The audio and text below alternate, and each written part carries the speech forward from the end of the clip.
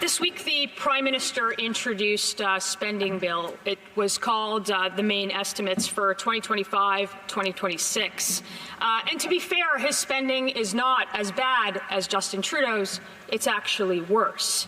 It's a bad day to be Donald Trump for a couple different reasons. Lots of breaking news over the last few hours. First, CBC continues to defend, deflect, and protect Mark Carney and the Liberal Party of Canada. And speaking of Canadian politics, there's some weird things happening in Parliament right now, some weird priorities that, if only they were valid and factual and a real concern of the public of whom these individuals serve, we could almost feel very proud of them rather than scared of what they are doing to us. I'm Jasmine Lane. This is Over Opinionated. Subscribe, follow, like, comment your thoughts down below. And first, I want to give credit where credit is due to somebody who I'm actually not the biggest fan of, because he's been using my podcast and clips of it, like very, very clipped, total misrepresentations. My face has been in political smear campaigns that have taken place in the province I call home. Really weird stuff here.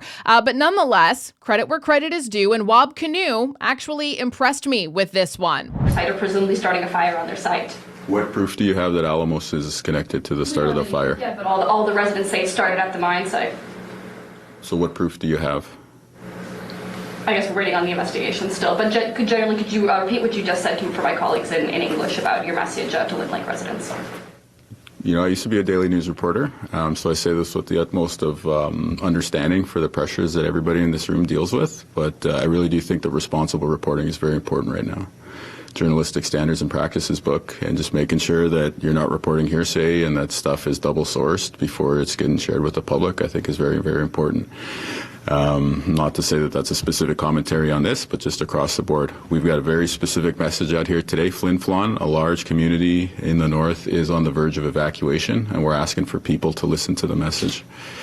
We're asking for people to get ready, and we're asking Manitobans in other parts of the province to open your doors if the emergency officials come calling. So that was in regard to the fires, which have caused Manitoba to be in a state of emergency. We got hit with fires about 2 weeks ago in a totally opposite part of the province. Last night, I was reading that there were 17,000 people who were evacuated from Flin Flon, Manitoba and surrounding area.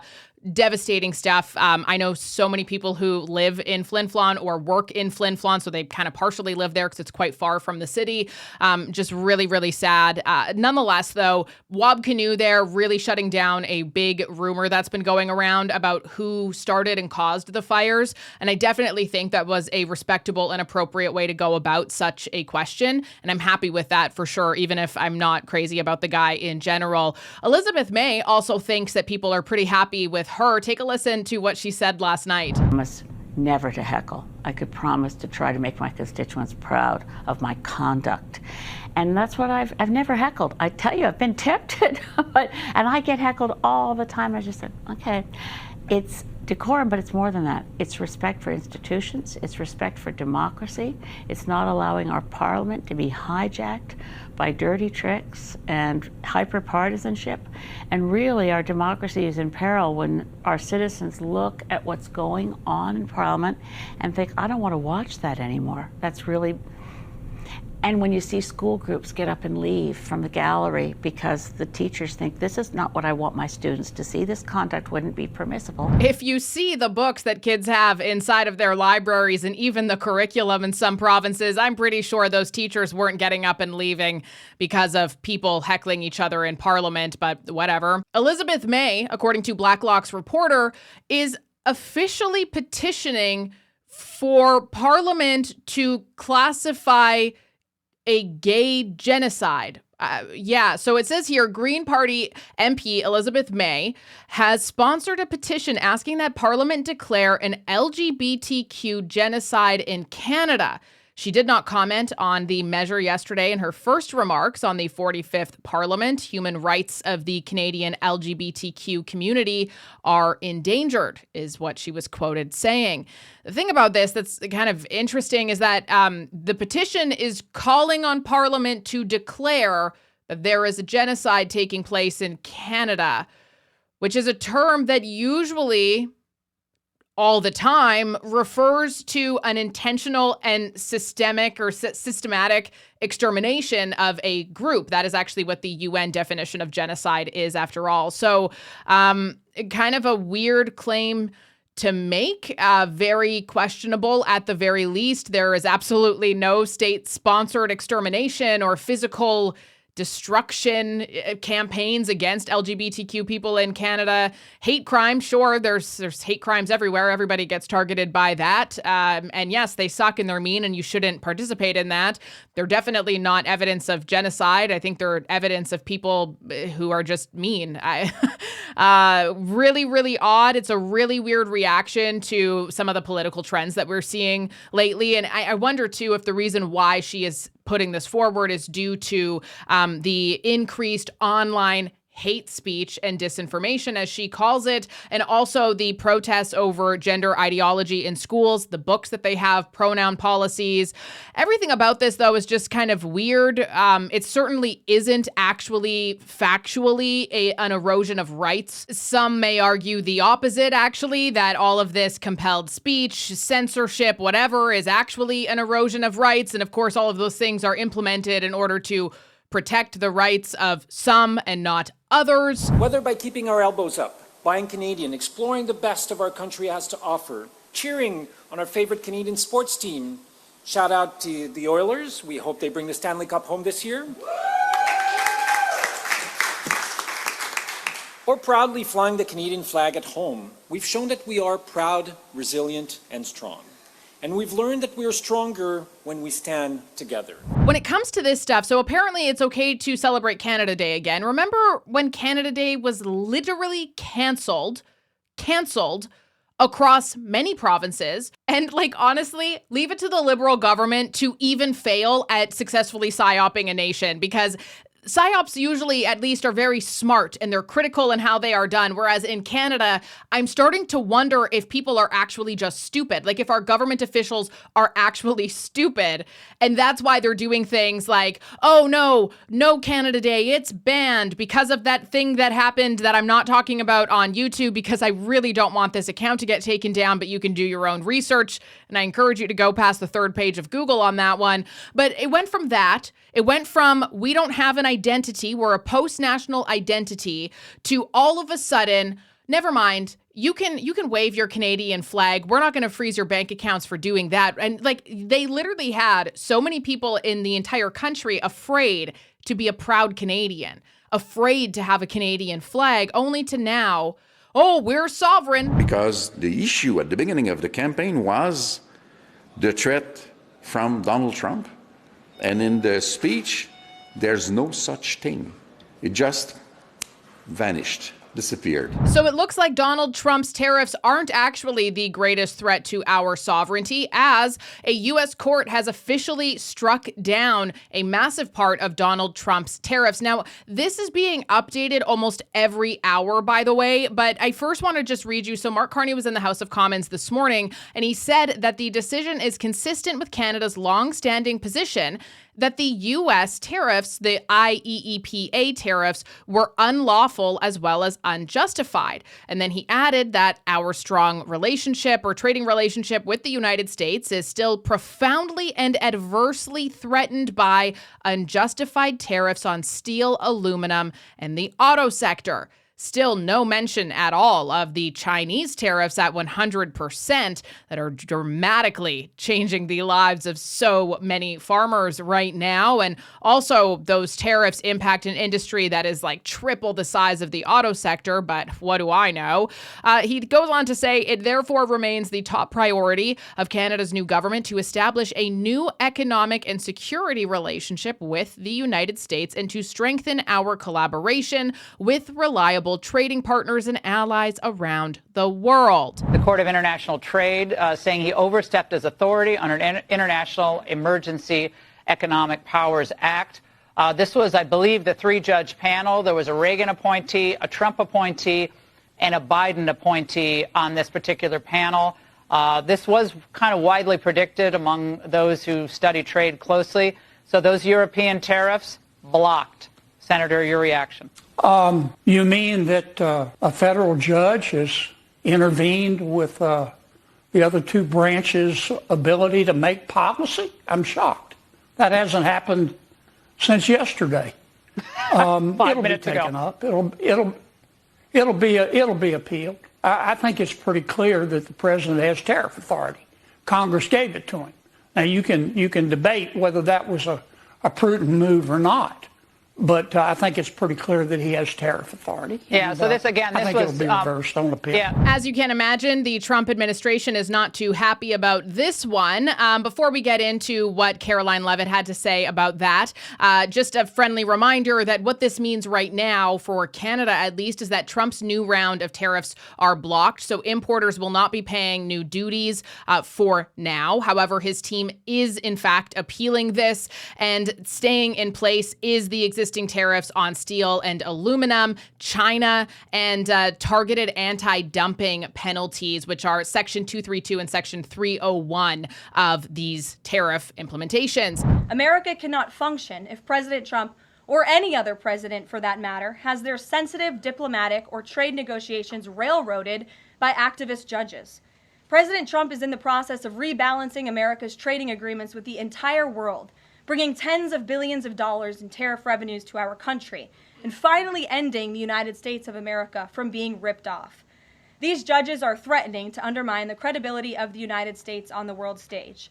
The administration has already filed an emergency motion for a stay pending appeal and an immediate administrative stay to strike down this egregious decision. We already know that the entire Trump tariff chaos narrative was completely overblown. Does it suck? Absolutely it does, but we are going to figure it out and we're going to be okay, because Donald Trump, at the end of the day, is not our greatest threat. Our own government is. Our own government's policies are. Yesterday, the government tabled a Ways and Means motion with regards to 3 tax measures. Now, I'll just take a very brief trip down memory lane, not to go too far back, but of course, we Conservatives have been leading a crusade for lower taxes, to axe the carbon tax and the GST off new homes, to cut income taxes. And of course, when we proposed this, the Liberals said we were crazy, and now all of a sudden they are, at least in part, plagiarizing our policy proposals and adopting modified and watered-down versions of them.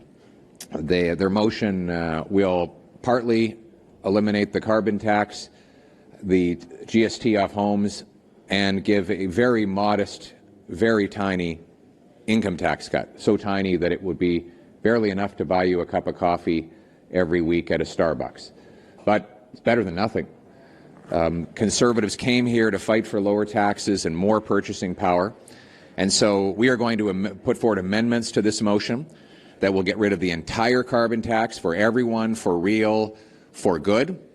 We also push for the GST to come off of more homes so that we can encourage more building and more buying. And we'll push for a bigger income tax cut that people will actually notice, so that hard work really does pay off for a change. Finally, we are going to push for cuts in bureaucracy, consultants, corporate welfare, and foreign aid, so that we can match the lost revenue with lower spending in order to avoid adding to the deficit. Every dollar of deficit spending is a dollar of inflation that ultimately shows up across the country. We cannot print and borrow our way to prosperity. We need sound money again, and that means bringing down the deficit. And on the same topic of our own government being an absolute embarrassment, listen to Champagne here. Listen to what he says. Listen to everybody cheering him on as he says it. I am just, again, this is the worst psyop ever. Like, our government can't do anything right. They can't even manipulate us right. This is not a sound of mind, educated person. The educated person would have been the Conservatives who said this from the freaking get-go. Mr. Speaker, it's a pleasure to be back in the House, and it's a pleasure to deliver for Canadians, Mr. Speaker. We are delivering on our plans to make life more affordable in Canada, Mr. Speaker. The first measure we introduced was a tax cut for 22 million Canadians. There are Canadians in our riding that are going to benefit from the tax cut.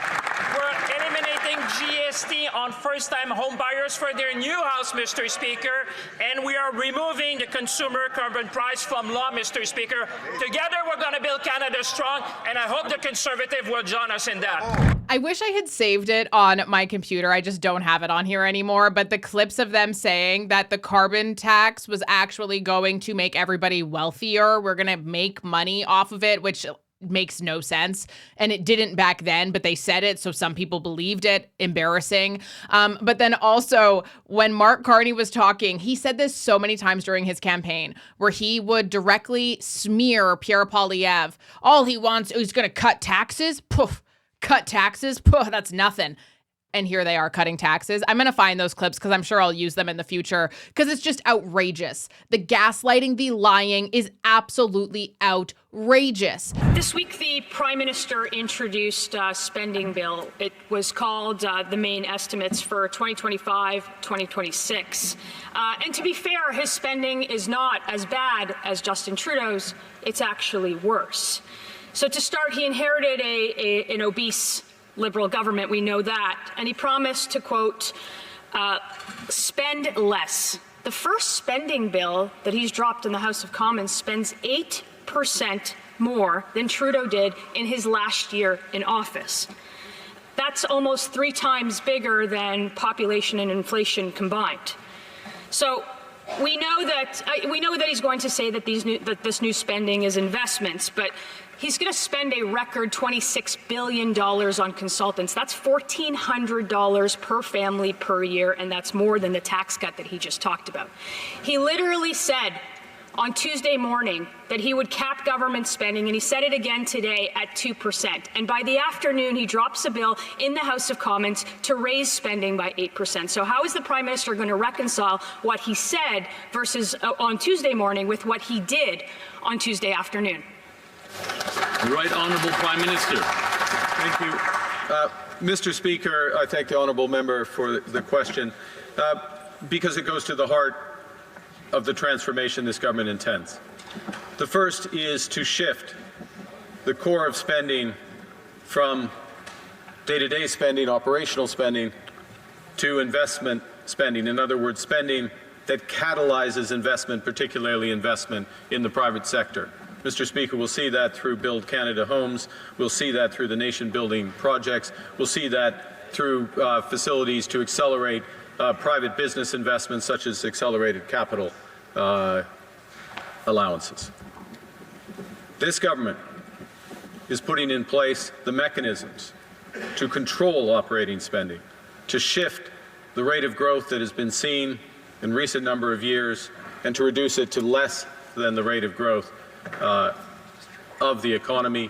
You know that old saying that, you got to spend money to make money? I feel like he's applying that here, except that doesn't work when you're a government and you're spending money on a bigger government that produces pretty much nothing in exchange for that extra money, those extra bodies. Mark Carney just introduced a $486 billion spending plan that has almost no details in it, by the way.